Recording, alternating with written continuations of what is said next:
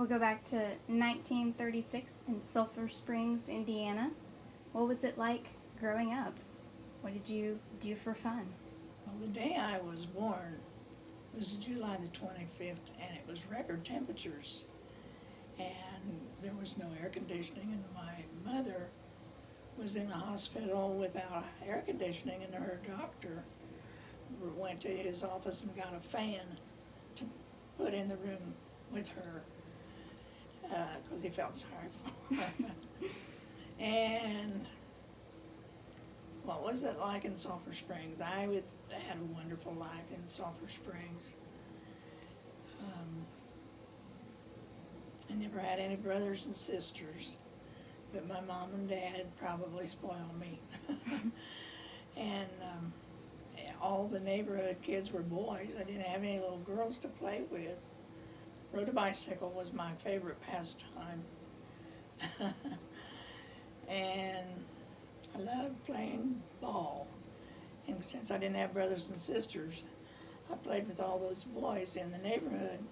And then my mom and dad loved to play games, so they were my biggest entertainment whenever I was bored and needed something to do. They saw to it that they played with me. Had a good life. Where would you ride your bike to? Just around the town, or?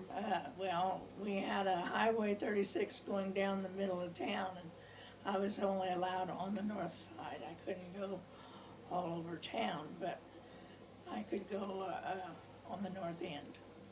Okay. What kind of ball did y'all play? Basketball. We all loved basketball.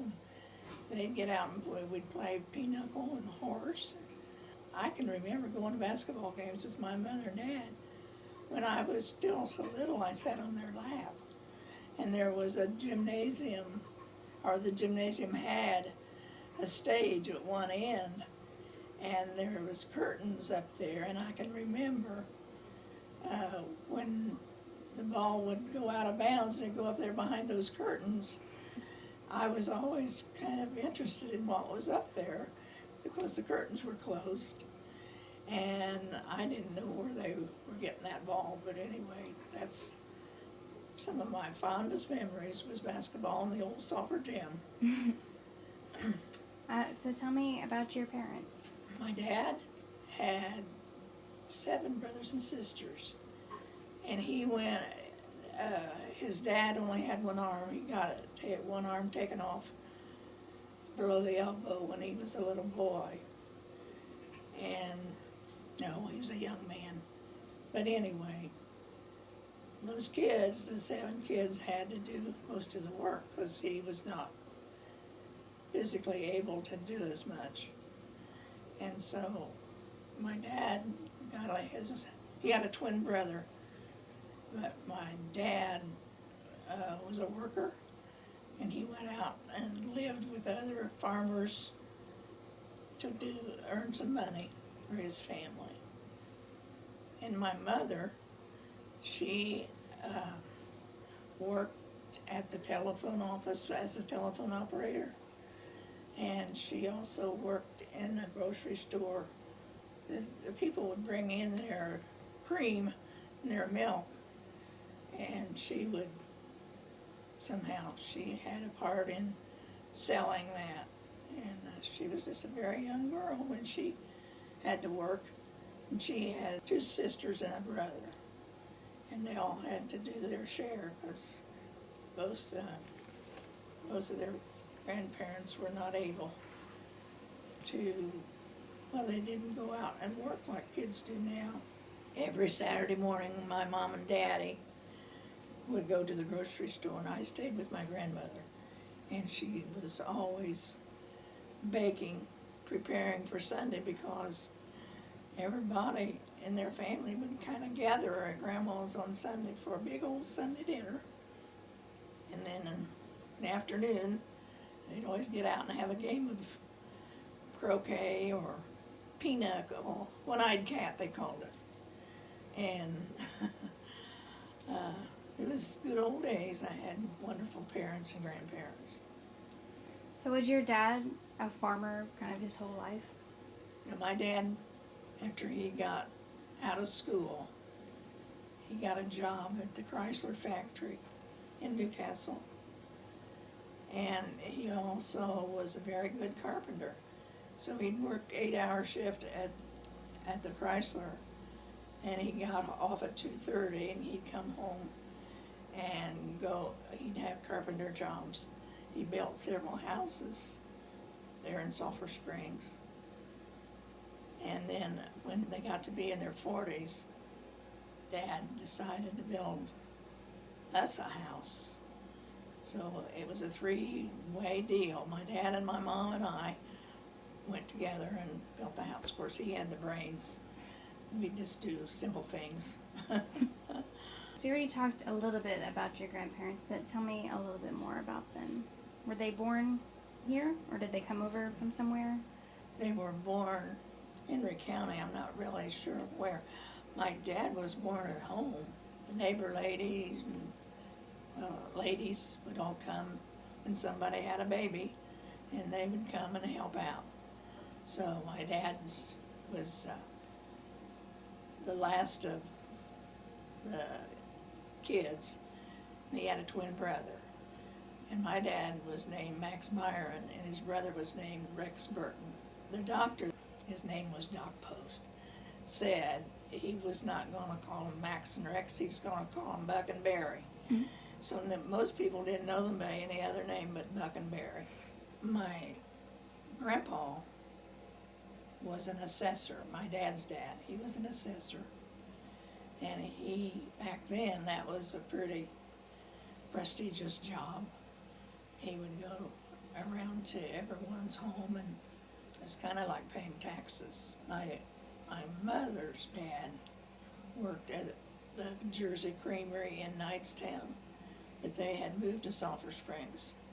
So he had an old Model T Ford that he cranked by hand to get it started. There was a crank in the front to get the motor going. And my grandmother, they had an old one-car shed. And while my grandpa was getting ready, my grandma would get out and get that old car started and ready for him to take off for work. My grandmother he nicknamed her Duck, and I don't know where the word duck came from, but that was his pet name for her was Duck. Of course, there was no indoor plumbing.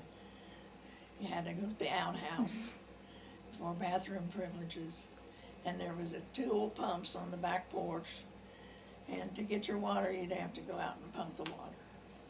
We always had a drinking pan, or not a pan, a bucket for drinking water to set on the end of the Hoosier cabinet. Anyway, that was my fondest memories of my grandma and grandpa.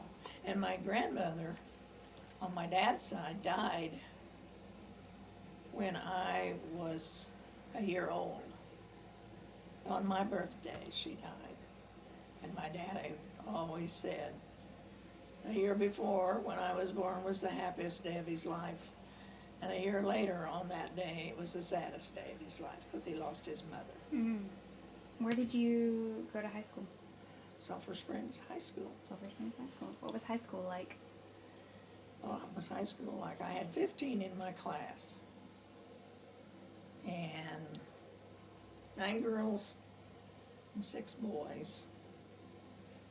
And so, because of the girls outnumbered the boys, we got our way when it come to voting for something, because there was more girls than boys. I was vice president of my senior class. Were you involved in any activities or anything They like did that? not have activities for girls. They had all kind of things for boys, but my mother didn't want me to be a cheerleader, so I didn't get to do that. I really didn't care that much for it. I was athletic, and I was always playing more with boys than I did girls, because the girls were scared if a ball came their way, they'd duck. They didn't like to play, but I was, like I told you, grew up in Sulphur Springs with mostly boys in the neighborhood. And so I loved to play basketball and baseball, but they did not have that. I just played it at recess at school, but we never had an organized team when I was growing up. We had two senior dramatic plays, or two, one junior and one senior, and that was a big deal. I got a pretty good part in those plays. I remember once in one of them I was a doctor, and I had to kiss this one guy that was in the play somehow, and I was so embarrassed and so bashful. There were 9 girls, and I was the only girl that went to college. The rest of the girls were all boy crazy, and that's all their focus was on was boys. And then every year when you got to be a senior, they took the seniors on a trip to Washington, D.C., Philadelphia, Pittsburgh, and New York City. That was a really big deal, because that was the biggest trip for me that I hadn't hardly been out of the state of Indiana for anything, hardly. But that was fun. When did you meet Topper? He graduated 3 years ahead of me. And, Y'all went to the same high school? yes, we were both in the same high school. And he tells me that he used to stand up. I was still in the grade schools part of the time, and he liked to watch out the upstairs window and me playing at recess, he says. Can't imagine that. But anyway, he had already graduated, and when I was a junior, they had a baccalaureate for the seniors, and the junior girls presided, passing out programs, and somehow there were some flowers involved that we had to pass out. And my boyfriend was a class ahead of me, and he was graduating, and he had invited me to go with him after his graduation to a picnic cookout. I just lived a couple blocks from the church where the baccalaureate was, and when I started walking up the street to the baccalaureate, my Topper came around with his car and asked if he could give me a lift, give me a ride, and so I got him to ride up with him. Well, when he got to the church and dumped me out, this boy that I was supposed to go with after the baccalaureate to the cookout was standing up there, and he saw me get out of Papa's car, and he got mad, so I didn't get to go to the cookout. Oh. That kind of started things. He seemed to me like was always there, and I didn't like it. I wanted him to not be a pest, and he didn't take the hint very quick. But anyway, we would go to the drive-in. He had a car, not many of the others of my friends had a car. So whenever there was a function afterwards, we'd all pile in his car, and we'd go to a drive-in called Doug's. Everybody liked to go to Doug's, and it was a car hop restaurant. He never gave up. I just kept going the other way, and I had some other boyfriends, but he still never quit trying. So finally he won. So after high school, you went to college. Where'd you go to college? All State University in Muncie, Indiana. And I got a job. I graduated on a Friday night from high school, and got a letter the next day from Ball State answering my letter that I had applied for a job, and they wanted me to come Monday morning to interview for a job. Well, my mother took me. We only had one car, and I never got to drive much because they didn't have but one car, and if I should wreck it, we would be out of any transportation. So anyway, Mom took me up there on Monday morning to interview for that job, And lo and behold, I got it, and I went to work right then. What was the job? I was working for the registrar as I wasn't actually a secretary, but I did do a lot of typing and filing. And that was a big deal to have a job at the college the next week after you graduated. And I think I told you I was the only girl that went to college. The rest of the girls were more interested in getting married and getting a man. So did you have a specific major when you went to college, or? I majored in elementary education. I don't know, I wanted to be an English teacher, but anyway, I was best suited for an elementary teacher. So that's the path I took. And I loved it, never would have ever changed it for nothing. Yeah. So you got out of college and became an elementary teacher? Yes, I did not want to go back to my hometown to teach because everybody knew me. It was such a small town, and one of the teachers was retiring, and she'd been my teacher in the 5th and 6th grade, and she wanted me to have her job. And I had applied at a couple other places for a teaching job, but she called me up there to her room one day and said that she had nailed down all the nails for me to get that job. Now the rest was up to me. And I didn't want to go back to the hometown and where everybody knew me, and I didn't want to teach. I even had some relatives that would be in my class. But anyway, she was very persuasive, and I ended up took that job and stayed there 33 years. We built a new school the last 7 years that I taught, so all the rest of it was in the same school that my mom and dad went to, and Topper and I went to, and then your daddy Greg got to go there too. I was his teacher in 2nd grade, and his brother John was in my class too. Those were fun times. It's a cool thing to have 3 generations going to the same school. Yeah, that was kind of unusual.